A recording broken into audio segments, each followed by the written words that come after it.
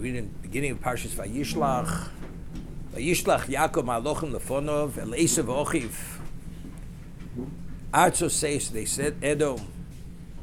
Yaakov sent Malochim. So Rashi cites Chazal, the Midrash. Malochim Mamish.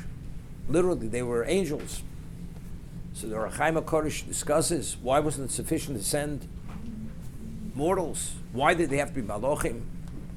So he offers a number of reasons. He says, firstly, what would be if you send mortals and Esav chooses to kill the agents? If this would happen, he's unaware of the imminent danger, but if they're Malochim, they go and they return immediately. And they give him a reading of what's going to be. So he's able to prepare if there should be some type of conflict between them. That's one approach. Another, he says something interesting.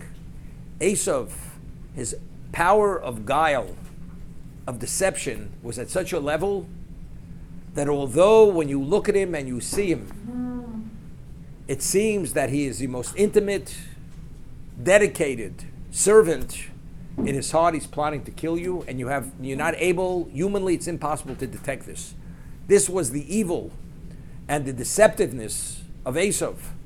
The only one who's able to make that evaluation and have that sense is only a Malach. A mortal would not be able to make that evaluation. Therefore, Yaakov, understanding the nature of his brother, the nature of his evil, therefore he had to resort to Malachim, to angels, because only they were able to make this evaluation.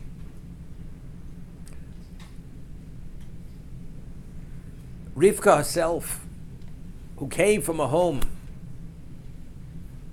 which was far from truth, everything was sheker v'chozov, lies, guile, deceptiveness.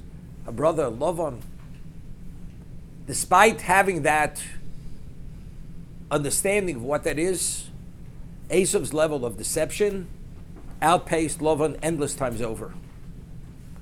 The only reason why Rivka appreciated and understood who Esav was only because Shem revealed it to her. Shem, which was a prophecy, if Shem wouldn't have revealed to her the true nature of Esav, even she wouldn't have been able to detect the degree of deception and evil what Esav was.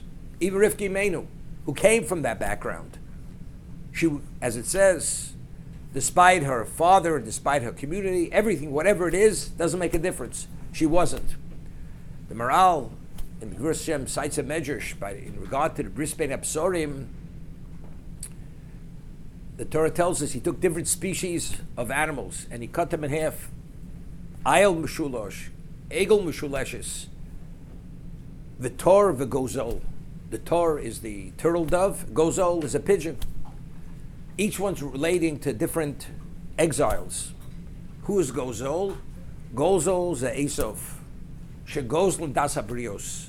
Esav, his essence, is they deceive humanity. They have an ability of deception, which is one of a kind. Shegozl das habrios.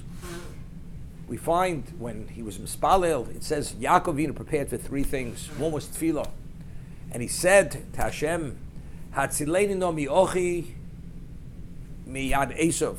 Hatzileni miochi miyad Esav ochi." What he said? Ochi. What's the Esav? Although he's my brother, he doesn't behave like a brother. He behaves like Esav. The Ohr HaChaim HaKodesh over there explains that Esav's ability to incapacitate another person was something beyond. Although Yaakov understood the essence of what Esav was, when he would meet Esav, he was concerned that he'd be able to exude a certain type of warmth and feeling towards him.